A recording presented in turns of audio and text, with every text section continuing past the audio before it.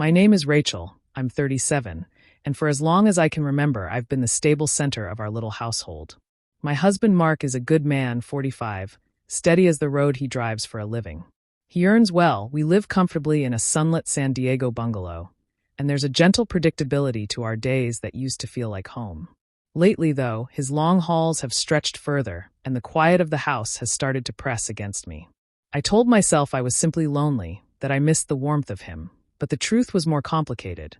I missed being seen, desired, noticed in that small, dangerous way that made me feel alive. That's when Alex showed up. He wasn't family. He was a friend of a friend, a 23-year-old Army hopeful in town for his entrance exams, needing a place to crash for a month while he prepared. Mark, with his easy, trusting heart, said yes before I could protest. Alex arrived like a new seasoning in a familiar recipe. Unexpected, bracing, and undeniably present. He was lean from training, his jaw still carrying the boyish lines of someone not yet hardened by life, but there was an intensity to him that felt magnetic.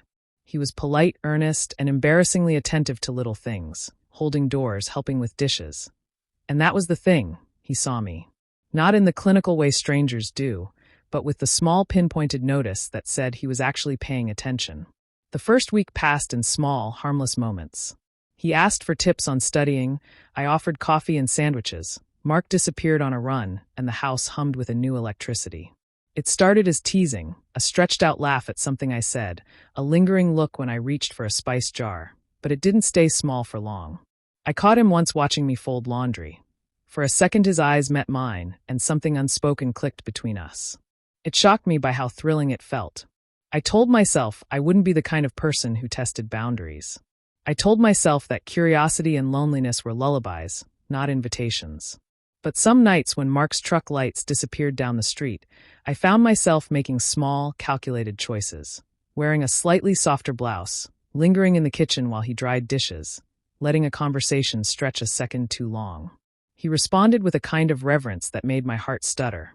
Not the brazen swagger of youth, but a careful, almost protective hunger that made me feel seen in a way I hadn't in years. One evening the air felt taut with possibility. I was reaching for a saucepan when a spoon slipped from my fingers and clattered to the floor.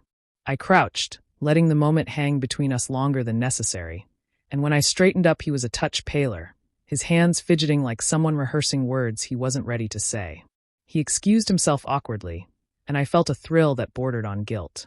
Hearing him breathe in the next room that night was like hearing thunder close by, both frightening and thrilling. A few nights later, I heard him on the phone in his room, voice low, confessing to a friend that he didn't know how much longer he could maintain the distance. The rawness of it, the admission that he, too, was troubled by the way he looked at me, hit me with a green flash of danger. I retreated to my bedroom, heart pounding, and for the first time in weeks I could not sleep. I found myself walking down the hallway again and again, listening to the ordinary sounds of the house as if they might reveal something secret. It was the small things that pushed us over the edge. A hand brushing against an arm, a shared joke that moved under the surface into something more intimate.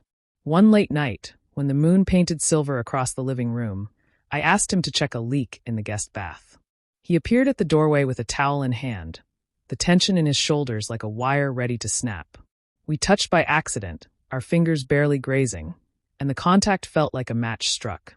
He left hurriedly after that, cheeks flushed, and I found myself both exhilarated and horrified by what I'd stirred up. We danced around the line of propriety for days. When Mark was home, our conversation stayed polite and light, the ordinary hum of family life shielding the secret. When he left, the house felt different, intimate in a way that made everything sharper. Alex would find excuses to be near me, asking about recipes, lingering to help with groceries, staying up to chat while I finished the dishes. His attention was like water finding cracks. It seeped into the smallest moments and left them altered. The moment that changed everything came quietly. Mark had left for a run that morning, his truck's tail lights a disappearing red. I had been reading on the couch when Alex fell asleep in the living room, the afternoon light soft on his face. He shifted in his doze and, in a small, accidental way, exposed more of himself than he intended.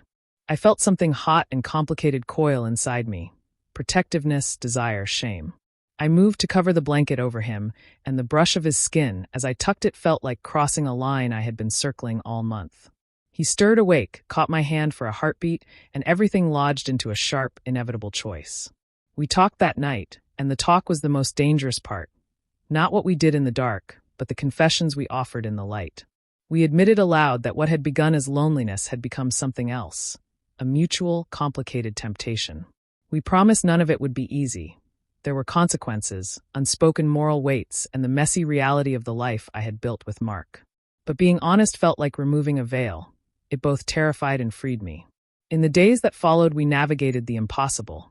Fleeting touches that meant more than they should, late-night conversations that skimmed the edges of intimacy, and the quiet aftermath when the house settled and the choices we'd made landed heavily.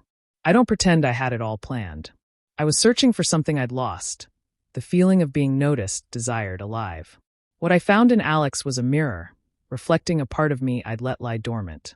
If you're new here, stay with me. I'll be sharing how we handled the fallout, what I told Mark, and how truth and desire collided in the end.